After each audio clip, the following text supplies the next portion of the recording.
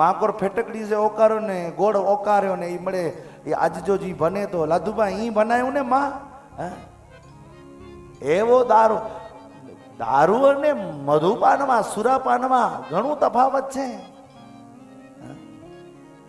તમે આજના નશાને તમે સુરા લઈ ને એવું મધુ લઈ ને એવું બધું નામ આપો તો એ અયોગ્ય છે. માં કાંઈ આવું ન પીએ, સમજજો. શાસ્ત્રની અંદર અનેક એવી ઔષધિઓ છે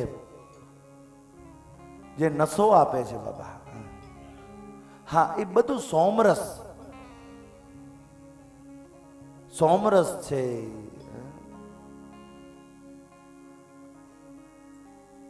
સુરાપાન છે, મધુપાન છે. માએ કર્યું છે, અમે સ્વીકારીએ છીએ કરવું છે. જ્યારે દેવતાઓ બધા મળીને, રાજલબેન આ તો ચંડી દેવી ભાગવતની વાતો છે, થોડુંક વિષયાંતર થશે પણ મારે 10-15 મિનિટમાં પાછું કથા પૂરી કરી નાખવી છે. હવે આ પ્રશ્નો નીકળ્યા છે ત્યારે ઘણા બધી ચિઠ્ઠીઓ હતી.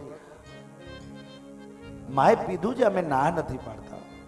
આ જ્યારે અસુરોને મારવું હતું ને ત્યારે દેવતાઓની શક્તિઓ પૂરી થઈ ગઈ, જ્યાં સ્વયં બ્રહ્મા વિષ્ણુ મહેશ પણ બેબાકડા બની ગયા. મહિષાસુરની આગળ શુંભ નિશુંભ રક્તબીજ આ બધાને વરદાનો એવા દેવાઈ ગયા કે એને શક્તિ સિવાય બીજો કોઈ મારી શકે એમ નહોતું. અને તમામ ત્રિદેવો સહિત બ્રહ્માદિક દેવતાઓ, ઇન્દ્રાદિક દેવતાઓ આજે એમના દ્વારે ગયા છે.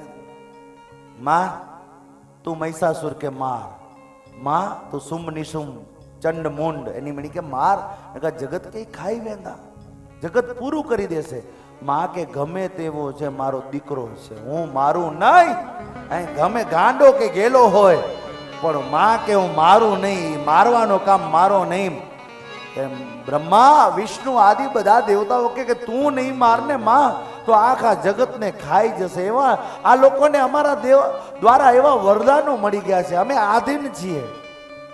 અને ઘણી બધી આજીજી કરીને રમેશભાઈ ત્યારે મહાદેવ કીધું કે હું મારા માતૃત્વમાં રહી, મારા મૂળ સ્વભાવમાં રહી અને મારી નહીં શકું. પહેલા મને માં મટી જવું પડશે.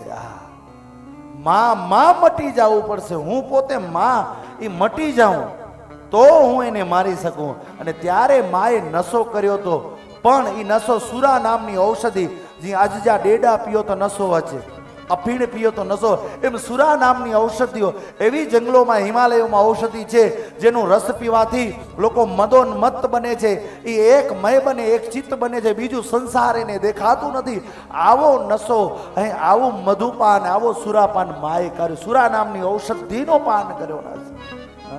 જેમ શેરડીનો સાંટો મશીનમાં નાખવાનો રસ નીકળે એ મીઠો લાગે, એમ સુરા નામની ઔષધિ છે એનો રસ કરીએ તો એ જગત છે શૂન્ય લાગે. અને પછી એ માં મટીને માં જગદંબા ખુલ્લા વાળ કરી અને જગતમાં પડી બ્રહ્મર ઉપર કર્યા.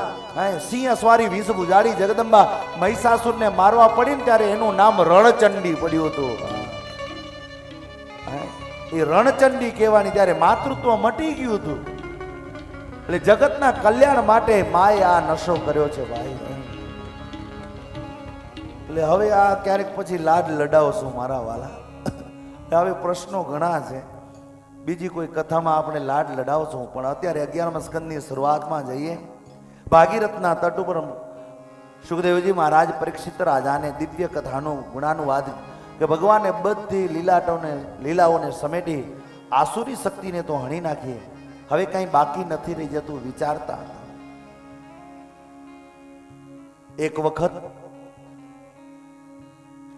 ભગવાન દ્વારિકાધીશના દીકરા શામ, જે જાંબુવતીનો દીકરો છે, તમામ યાદવ મળી અને શામને છે ને એક સ્ત્રીનો વેશ પહેરાવી અને પેટ ઉપર કપડો બાંધી દીધો અને ગર્ભવતી છે એવું દર્શન કરાવ્યું.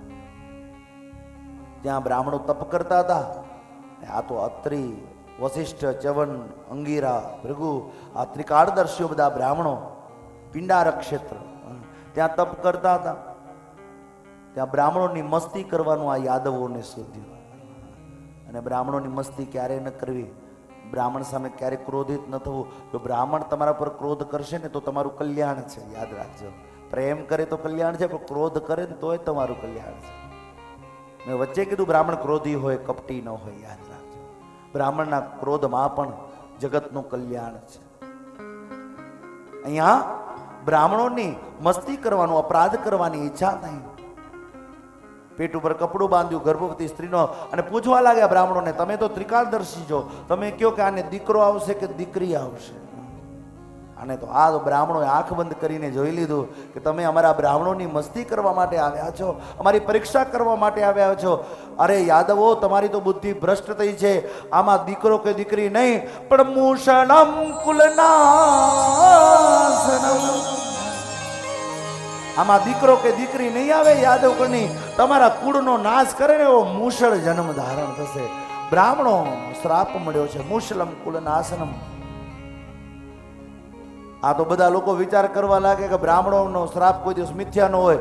સામના પેટમાંથી જ્યાં તો કપડો બારે કાઢવા ત્યાં મૂસળ નીકળ્યું. તમામ યાદો એને ઘસવા લાગ્યા. ઘસી ઘસી ના હોય બાસ ન બજે બાંસુરી જેવો નાનકડો ટુકડો વજ્યો એ સમુદ્રમાં ફેંકી દીધો. માછલી ઘડી ગઈ. જરા નામનો પારધી એને લઈ આવે, ચીરફાડ કરી જોયો, માછલીના અંદરથી ટુકડો નીકળ્યો. તીરનો અગ્રભાગ બનાવીને રાખી દીધું કે જરૂર પડશે ત્યારે હું જંગલમાં મૃગયા રમવા જઈશ ત્યારે આનો ઉપયોગ કરીશ.